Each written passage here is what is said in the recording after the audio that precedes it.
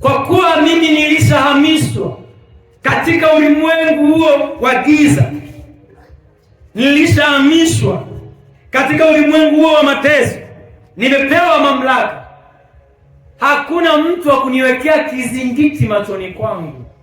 Na hili huwa nalisema, kama kuna mtu, hata nikiwa na mikutano ya nje, kama kuna mtu kwenye mkutano, wanakuja watu wengi, kuna watu wanakuja kupima kuona uwezo wako.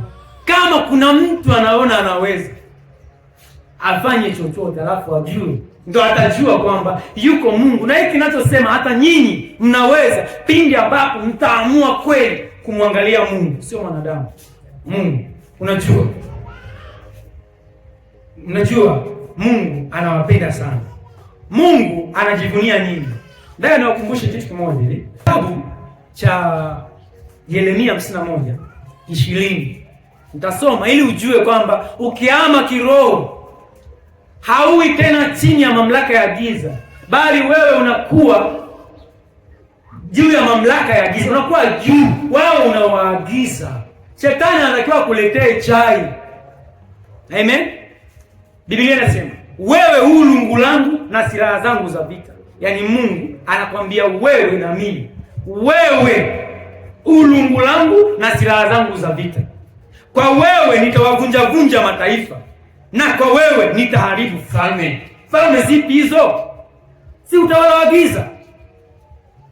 Lakini kwa nini hii mimi nimepewa lungu nivunje falme? Falme zinatuvunja sisi.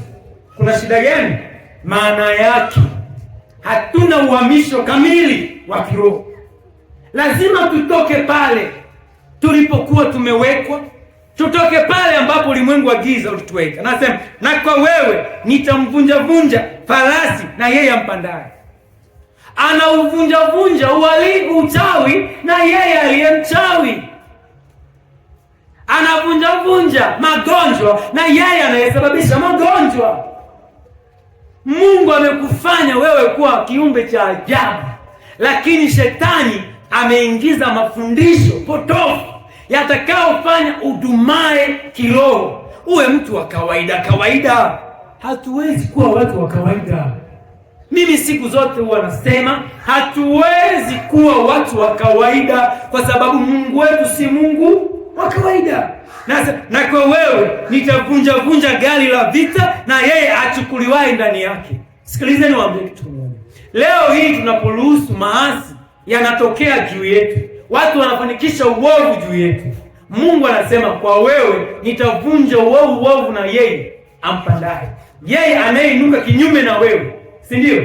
Kwa wewe, yani kupitia wewe, kinywa chako ndicho kitakachoharibu hayo.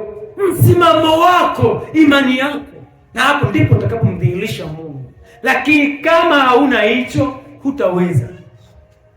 Kila siku utapondwa. Wewe utabaki kuomba, imeandikwa nitamponda nyoka kichwani, ila unapondwa wewe. Mimi kwangu marufuku.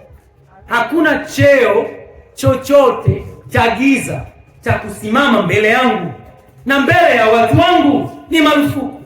Kwa nini? Nakataa kwa sababu yuko Mungu aliyetuumba sisi. Lazima reflection yetu, ulimwengu wa giza ujue ya kwamba sisi ni wateule wa Mungu, sisi ni watoto wa Mungu.